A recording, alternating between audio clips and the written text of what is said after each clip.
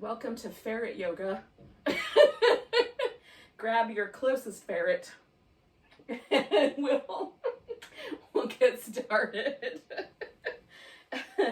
Ferret yoga is not a thing.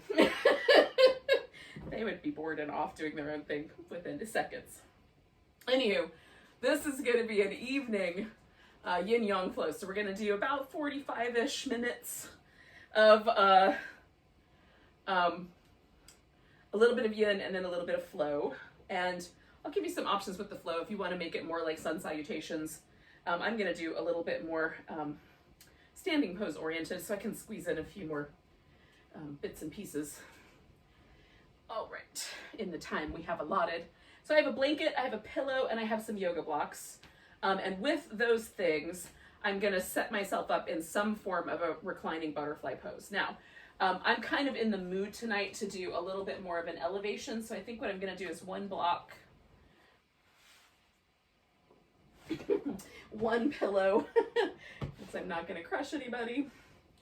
And then I'm going to put this blanket underneath my legs. I'm just going to roll that up so I have a little bit of support for my knees.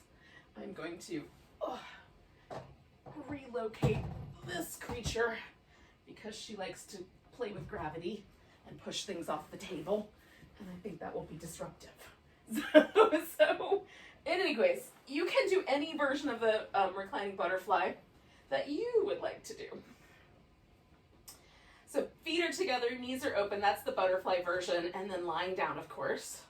And if you like having a little bit of you could build like a pillow pile to lean into. You could lie down directly on the floor. You could add some arm, changes, like maybe arms overhead might feel nice, or out to the side. I'm going to keep mine kind of close because that makes the stabilizer muscles in my shoulder more the target and less the chest muscles. So I'm going for this shoulder stabilizers. Oh. And then you just settle. So with yin, of course, we're doing poses that we're holding for a while. And since it's a shorter class, we're going to stay with about 3 minutes per. So we'll hang out here for about another 2 and a little over. And the thing with yin, of course, is that you get into the shape, you find a sensation, not an overwhelming one, but something that's interesting. So I've got a little sensation in the inner thighs here. I've got this sensation of my shoulders, my chest opening a little bit here. And the pleasantry of laying down. That's a nice sensation too.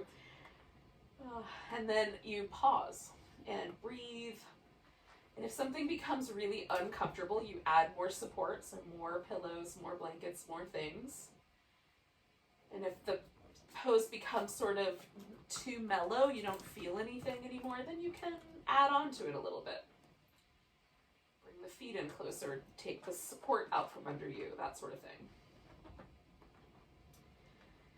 The primary focus with the yin postures is get in the pose, pause, and allow the pose to be. So we're kind of letting stillness do its job and letting gravity have a little bit of its way with us.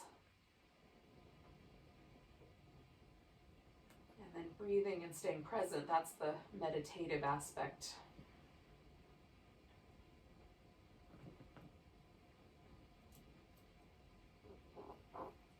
And you can certainly do fancier kinds of meditation. For me, just simple breath awareness is really nice. It's like coming home, really.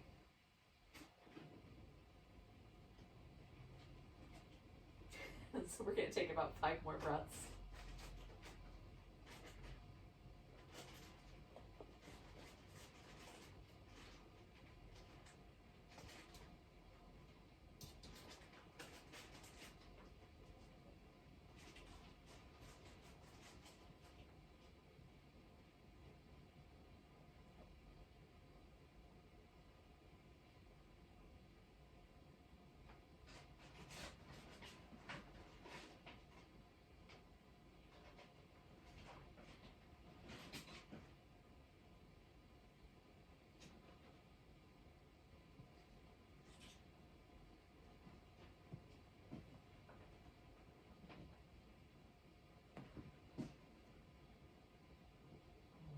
I'm going to take a really big inhale.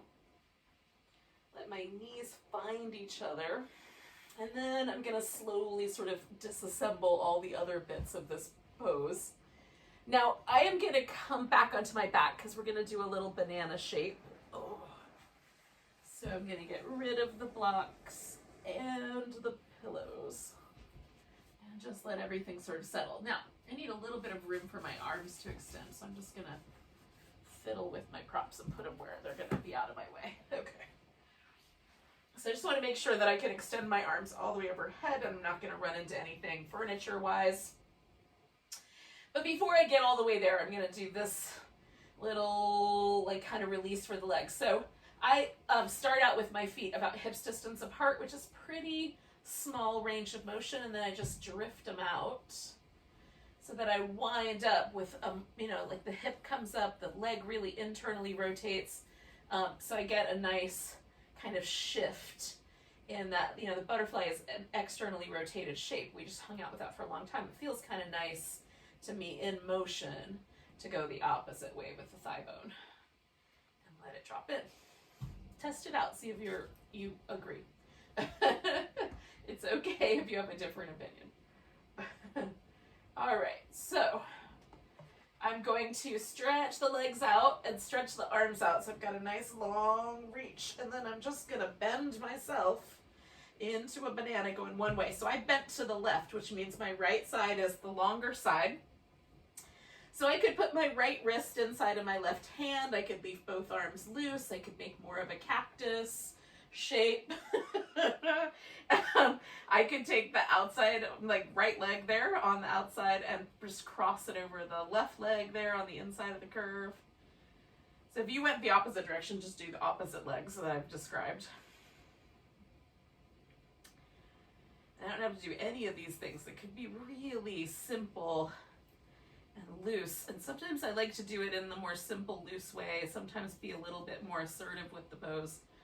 But we never want to get aggressive. If there's like cramping or anything that feels like if your low back starts to hurt or anything like that, definitely back off.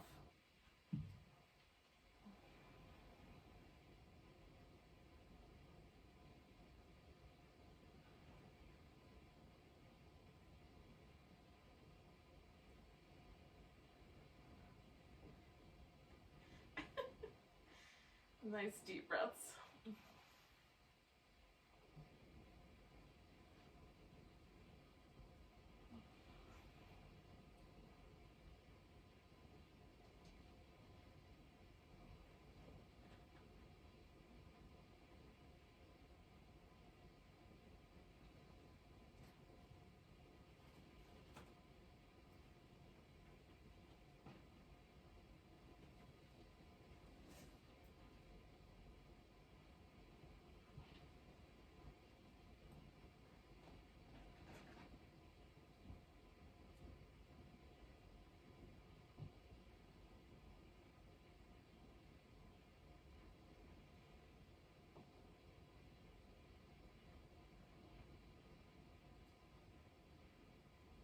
Nutmeg, I see you.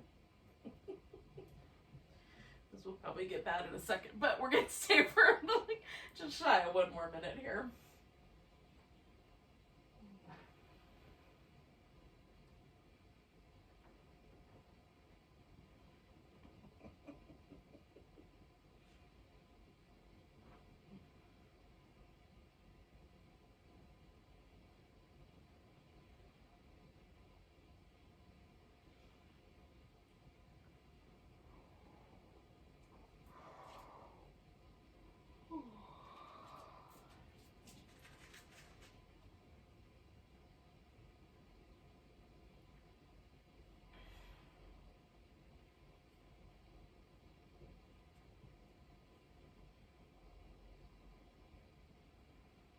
Okay, so we're going to take a really big breath and then just sort of return to the center. Now, it may not be that far a journey, but notice if anything has sort of occurred. So for me, the right side feels just slightly longer, just a little bit, a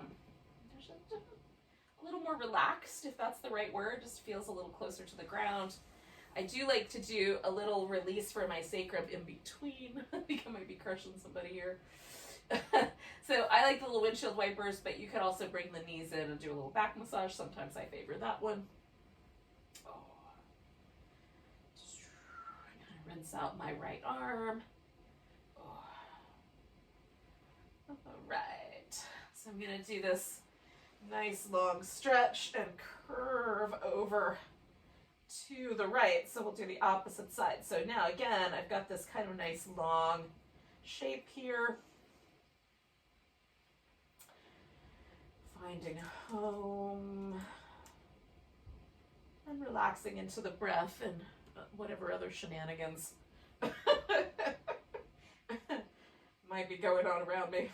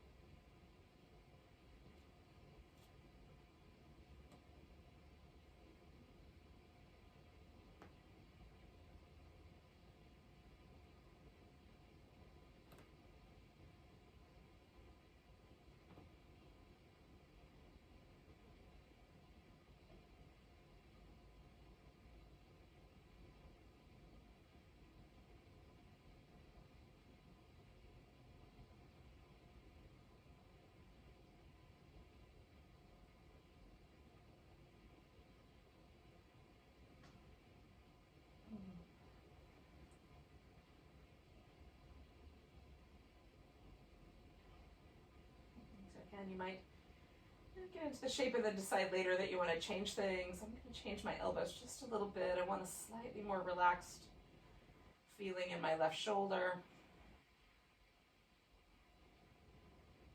Sometimes I like to sort of direct the practice a little differently, just to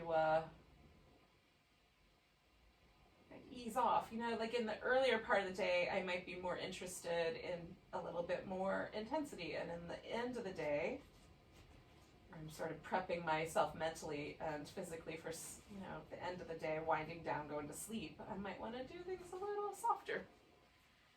So we're here for just shy of another minute.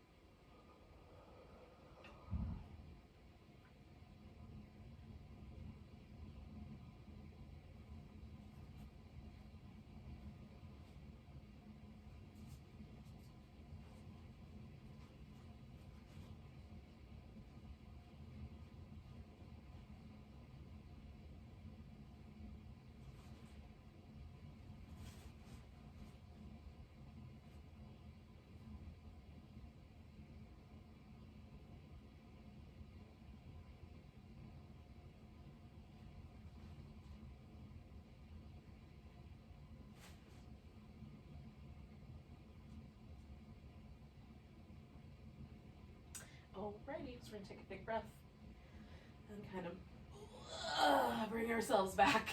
And again, just kind of check in and see how things went. So for me, it feels much more even in terms of the kind of sensation of length of my legs, and also the overall sensation of just the muscle tissue being a little more relaxed, a little softer. Oh. All right, so we're going to do one more yin sequence, and that's, you know, just a seated pose on each leg. So we're going to do that in a seated position. So clearly, so we're going to get ourselves there. Now, if you want to do a little bit more of this, or you want to bring your knees in, or you want to pause somewhere along the way and do some little cat-cow shapes or something like that, you can definitely do that. And then when you're ready, just come up to that seated position. We'll get started together. Oh. So, correct any wardrobe malfunctions that have occurred. Rolling around on the floor. Oh, that's one thing about yoga. It has absolutely is no preciousness about how your clothes look. Just hopefully they fit snug enough that they stay put. All right, when you get here, we're gonna do this little, like you can do the shoelace, which is where the knees stack on top of each other, or you can do a square pose where the shins stack on top of each other, or you can sort of modify that. So I modify the square pose by putting a block in front so that my ankle joint doesn't have to push into the soft tissue of my inner thigh. And I keep it as close as I can so that I get the same shape, because that feels really nice on the outer hip, but I don't have any of the crummy feeling of that extra pressure on that tender tissue. So you could also just sit cross-legged, so you don't even have to have the elevation. And if this pose is not for you, you can sub in a different pose. So you could have one straight leg and one leg either over that straight leg, sort of like a half shoelace, or you could do one straight leg and then put the foot on the inner thigh, which is called the half butterfly. So it's all, they're all just different poses, but just pick one that'll work for you and do one that's gonna be like a left-right pose. So I've got my left leg on top, but whichever one is you have on top will be fine. And then I'm gonna slip a finger in between each of my toes, because that does a nice job of sort of relieving tension from the muscles that live kind of in the upper part of my foot, ball area, and the toes. And it makes my whole, makes it feel like I have a little bit more flexibility and movement in my foot. So I'm leaning into this a little bit, but you might sit straight up or even lean back. If your hips are tight enough, they'll push it. You don't want to be too pushy, so you might find that leaning back actually is just the right amount of pressure.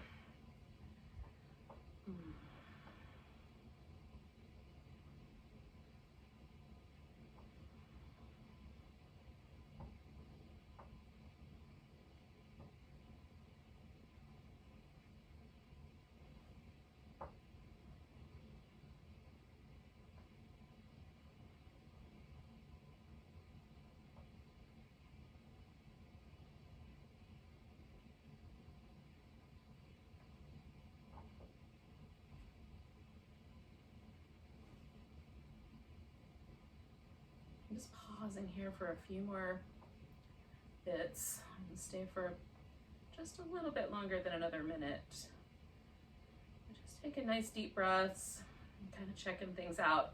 I've leaned my weight like a little bit to the left and a little bit to the right, so I've kind of given myself a chance to check out slightly different.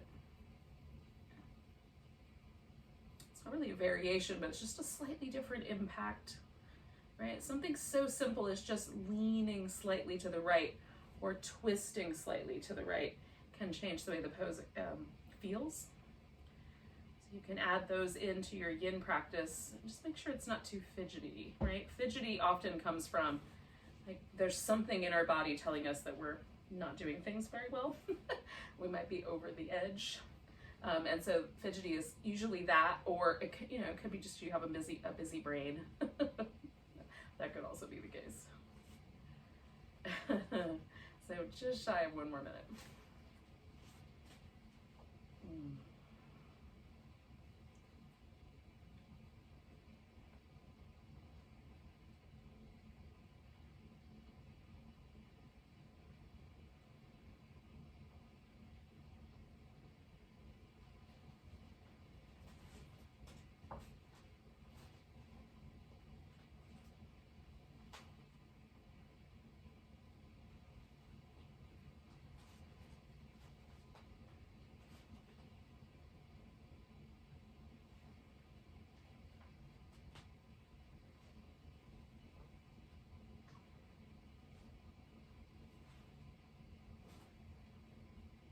Let's do 3 more breaths.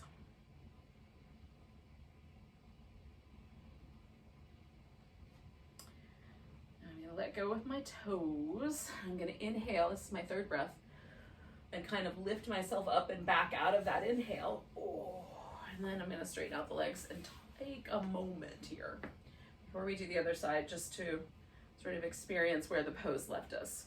So you wanna check in with the knee, you wanna check in with the hip, you want to see, is the overall result of having held that pose pleasant, or neutral? Or is there anything that's really unpleasant about how that pose has left you feeling? And this is how we learn from the practice. And particularly, I think it's important with yin because it's nebulous as to how far we should go in these poses. So for me, like my left leg, which was the leg that was the more spicy leg, it was the one that was on top, there's kind of a sense of softness, there's a kind of pleasant warmth in my outer hip. It's nice. Feels pleasant. I would call it a positive. So I'm gonna do the other side and see how it goes. And again, everything that we do, we wanna approach it little by little. So we kind of get into the shape. So I start with the basic shape and then I might lean forward or lean back. I like to fill in any gaps that happen. So just kind of fill the space underneath that leg. And then just test it out. Test out the water. Should I go a little to the right or a little to the left? And then you'll kind of find a zone that feels nice. And if it never feels nice, you change the pose. Do a different version of the pose. So think about a yoga pose and then like take this yoga pose, and if you just fell on your back and held your legs, you would still be in the same yoga pose. So you can change the relationship to gravity to change the pose, or you can do a different pose. Just has the different leg up on top or in front or out to the side or whatever it is you're up to. It's okay to make those changes for you. In fact, I would suggest it's preferable to, instead of just like gritting your teeth and toughing it out.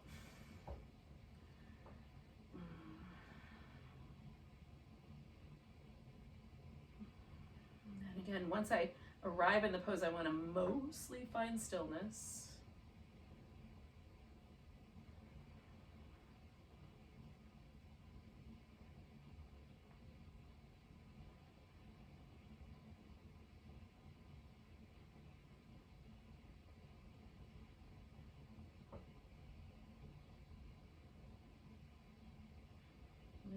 Really subtly realize, it feels nice to twist a little bit to the left or lean a little bit to the right. It's okay to make little minor adjustments. So we're going to stay for just a little bit over another minute.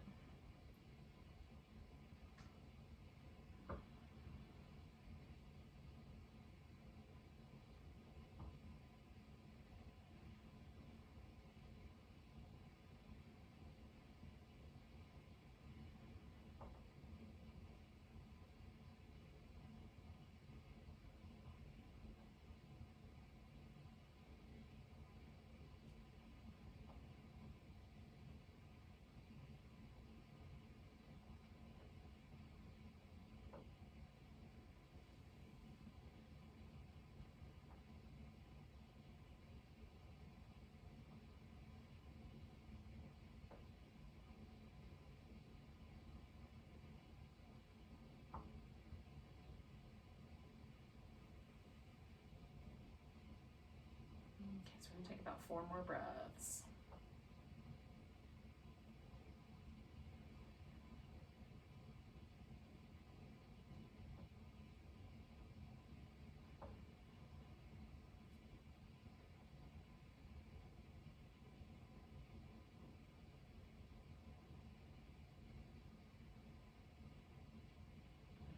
Okay, so I'm going to let go. And slowly inhale my way up. And then let myself unwind the legs. And then we'll just see where this takes us, all right? So a little bit of movement. Now we're gonna do a little lunge sequence. It's gonna be a little more on the yang side than the yin side. We're not gonna hold it for very long. But I'm gonna do some little cat-cow shapes before I approach the lunge. So I'll offer that up to you if you would like to do that as well. Oh. Yes, these are really nice. Oh. Even though it does, maybe I did not sell it just then. they are pretty nice.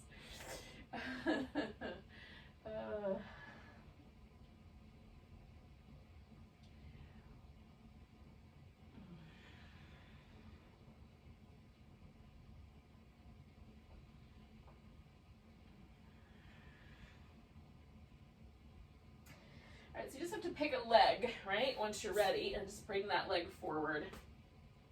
And I'm gonna, my hand, you know, I've got short arms. So my hands don't quite reach the ground, so I use blocks.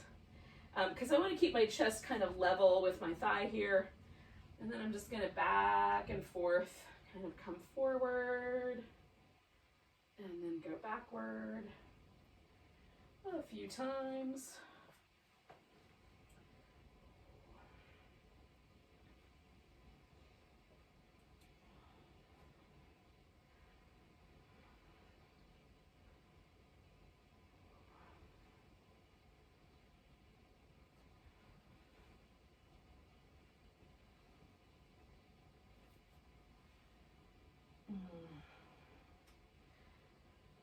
So now I've kind of arrived in a lunge and I'm still moving forward and back just a little bit, but it's a smaller range of motion.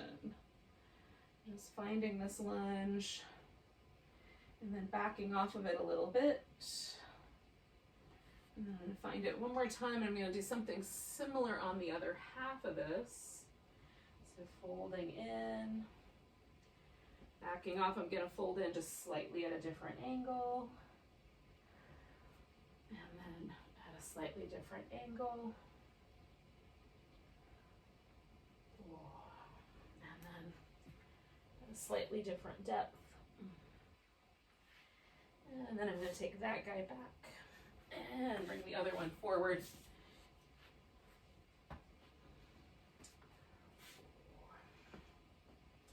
And again, just kind of setting myself up with a little bit of movement. Start with.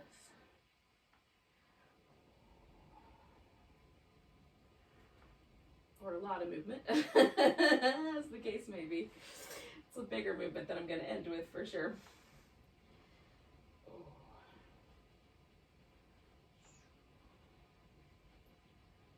Okay, so then I'm going to come to a lunge.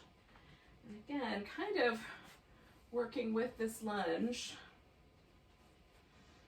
And backing up just a little bit and then moving forward just a little bit. So I'm just sort of staying a little closer to where it feels like a lunge.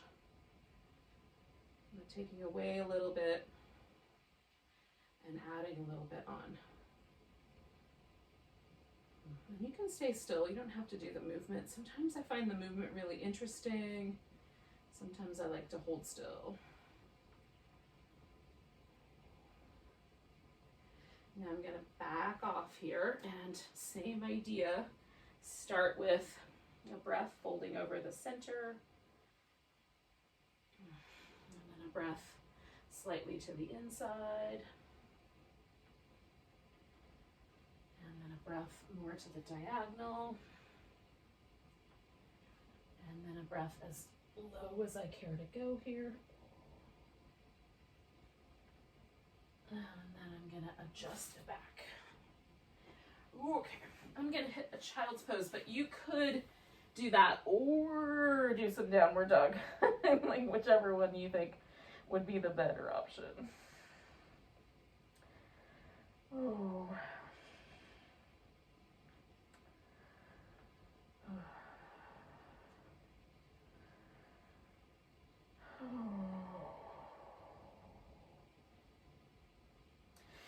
All right, so we have to get ourselves to the top of the mat one way or another. So I'm gonna get my mat a little bit stickier and then do a little downward dog.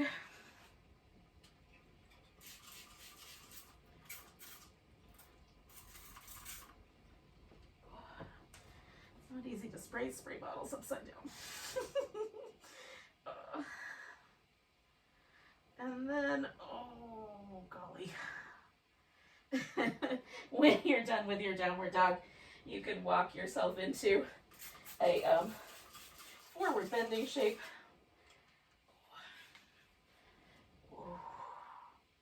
Rinse out the back of the neck as you like. Come up about halfway, and then we're going to come all the way up to standing. Give it a big stretch. All right, near the top of, or whatever you consider the top of your mat. Find yourself in a mountain pose.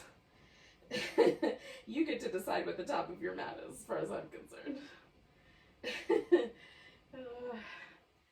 All right, so I've got my toes turned forward. So that's a little bit unusual. I tend to stand with my toes slightly turned out, but it puts my hips on a little bit of notice.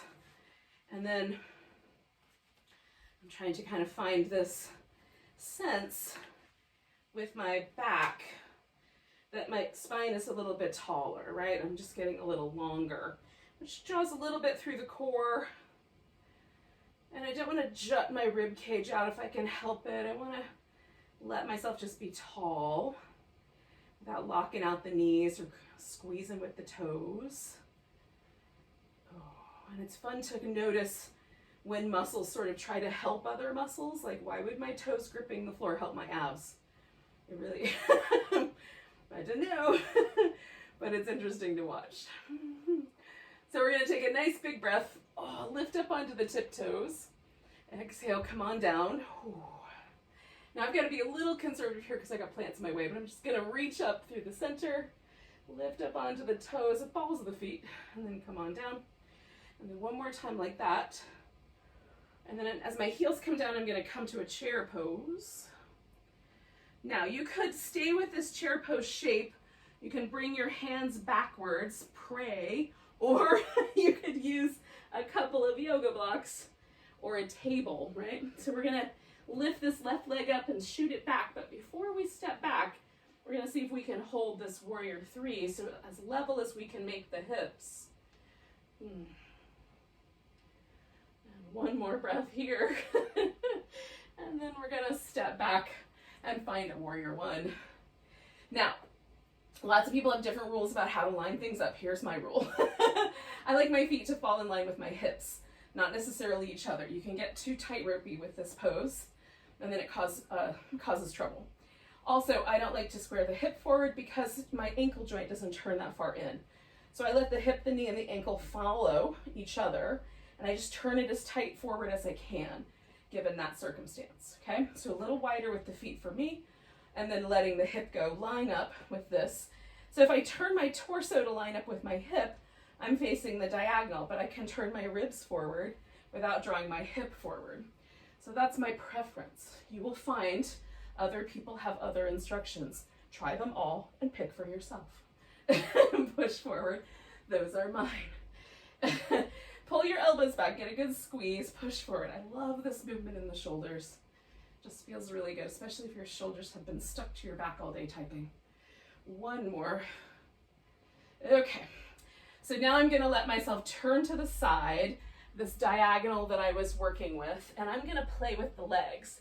So I'm going to bend this knee, straighten this one out, bend this knee, straighten this one out. I'm going to add a little block to my life so I'm a little higher. I don't have to reach down quite so low.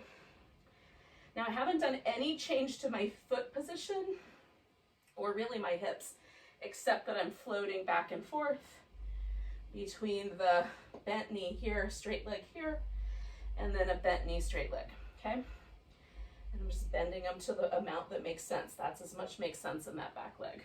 Okay. Now, I am gonna take this back up to the top, stepping forward. If you wanna throw in a sun salutation, step back to plank, lower down, do a cobra, go to dog, and then come forward. Come up halfway when you get done with that.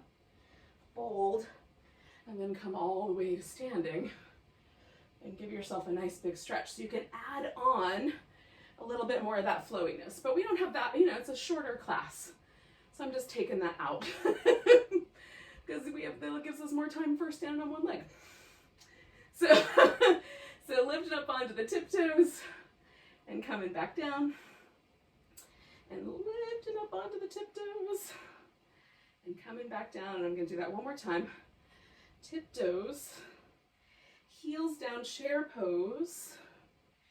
Okay, and then I'm going to take the right foot up and bring that back into that warrior three. And you can put your hands down somewhere if that's helpful. Reaching back through that heel.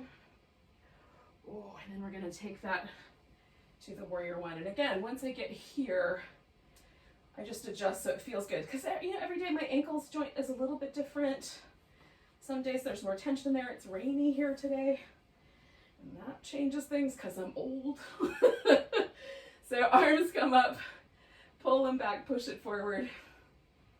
Oh, I'm not that old, but I'm old enough. Old enough. All right. So then I'm turning to this diagonal, folding in. And again, I'm just going to play with this motion.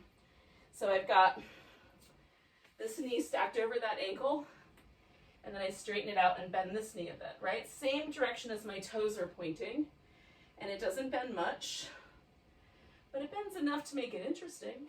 And I just float back and forth between these two spaces. Oh, humble warrior, and whatever this is that I'm making up over here. Crouching warrior, hidden dragon. Last one of those. And then I'm gonna step my right foot up to meet my left foot. Once I remember that it's the right one. And then I'm coming all the way to standing. So if you threw that sun salutation in there, go ahead and finish it. And then find me in the mountain pose. Now we're gonna do a squat. And a squat just means that your hips are as low as they can go. If possible, lower than the knees.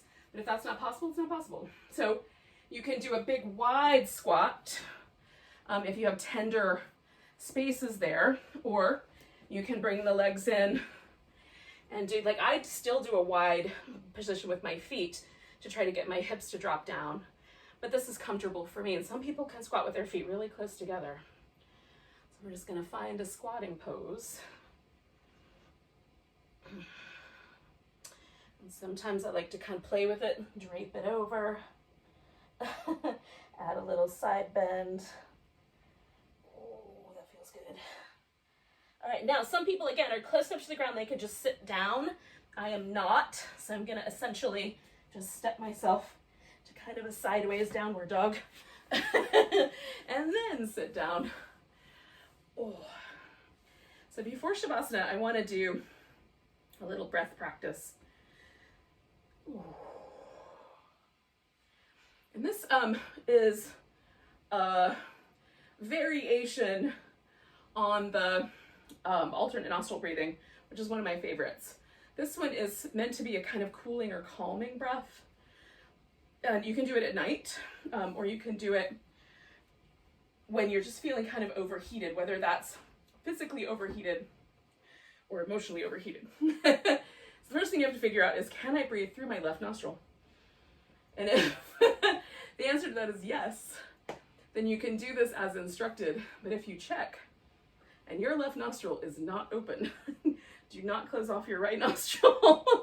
What you'll do is you'll just rest your thumb, or whichever, it might be your finger, it depends on, I use my dominant hand, for me, right-handed thumb.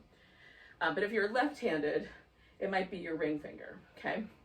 But you'll just rest that on your right nostril and notice the left nostril. Even though the air will be coming in through your right, if your left nostril is blocked, you're just gonna try to focus all of your attention right on that left nostril. So this is both a focusing exercise as well as a breathing exercise. Okay, start with just a big breath.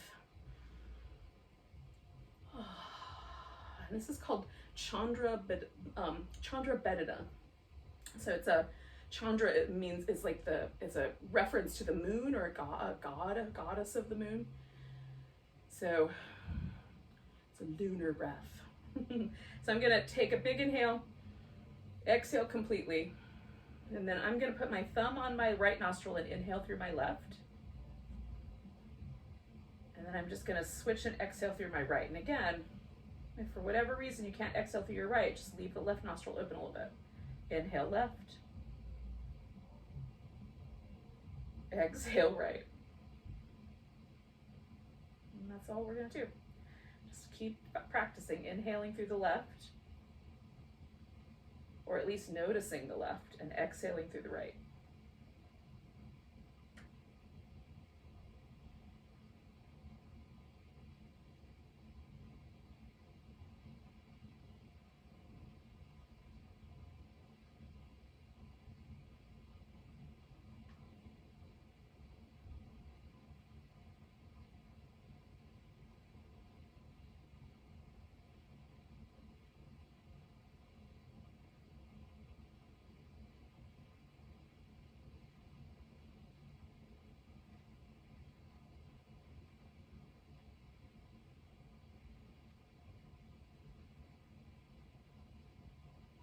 do 3 more rounds.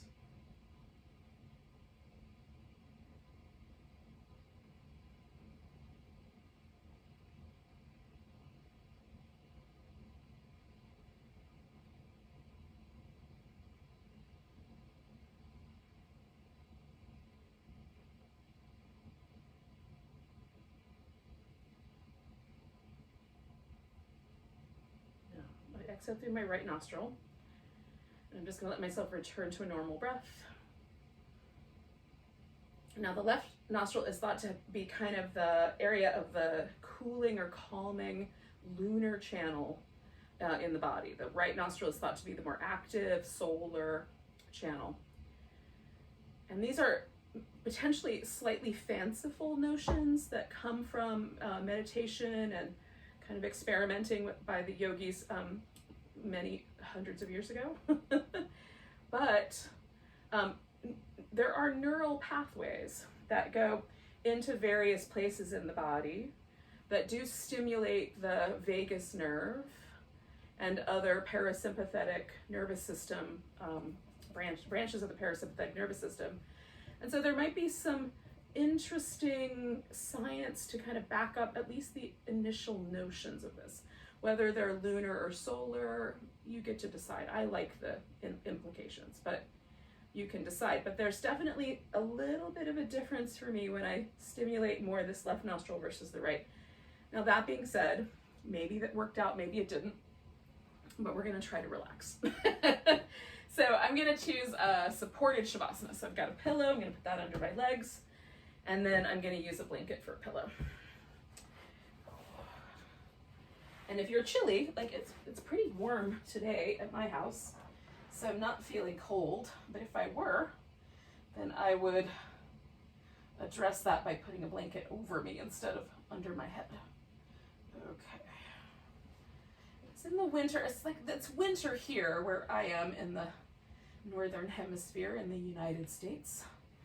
So it's getting into winter. We'll say it's late fall, moving into winter.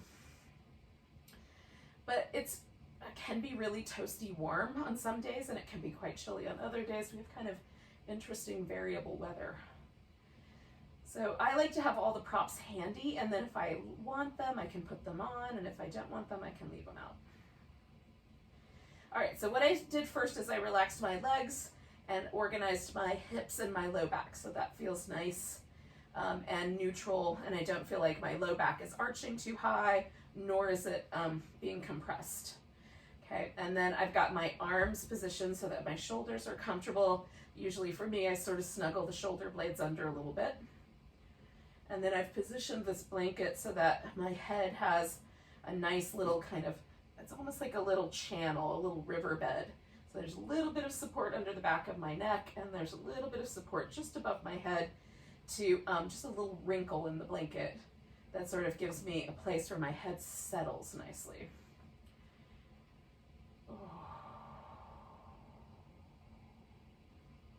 And then the practice is let go, let go, let go. That's the whole thing. This pose is one, a stimulating, if that's the right word, destimulating. It allows the nervous system to slide into that parasympathetic restful state, which we definitely want in an evening yoga practice. And then two, all of this sensory data has been sent to our brain from all the work we were doing with our fascia and our muscle tissue, and so we want all that chatter to cease so the nervous system doesn't have to process all of it. Not that it's not good at it, it's super good at it, but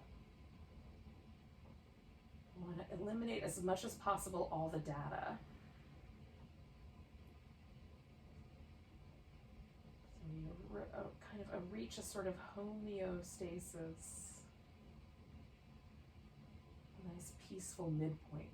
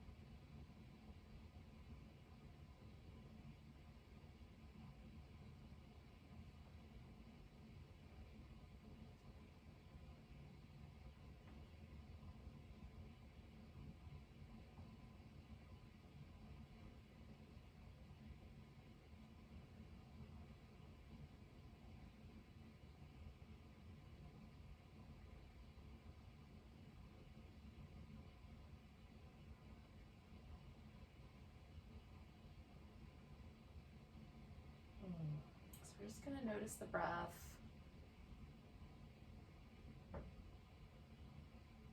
Just see if you can feel the breath all the way down to your toes. For me, that's one of the ways I know if I've gotten my body really relaxed, is the breath really just sort of waves out from the lungs and the diaphragm all the way out to the extremities. You can feel that movement. So take one more really deep breath. Let go with a big sigh. Then you can start to wiggle, move around a bit.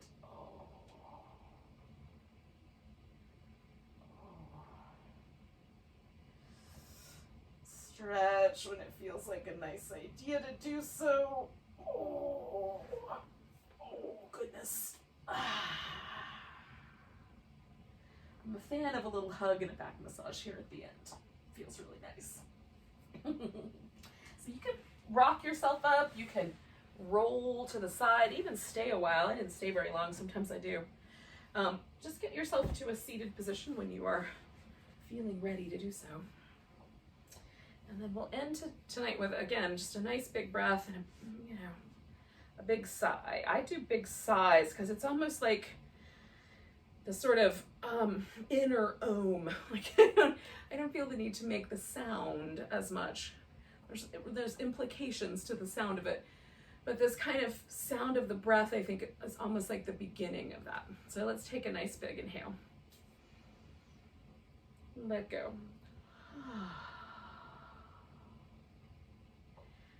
Namaste, yogis. Welcome to the rest of your night. Now, if you want to om, you can om. You're at your house.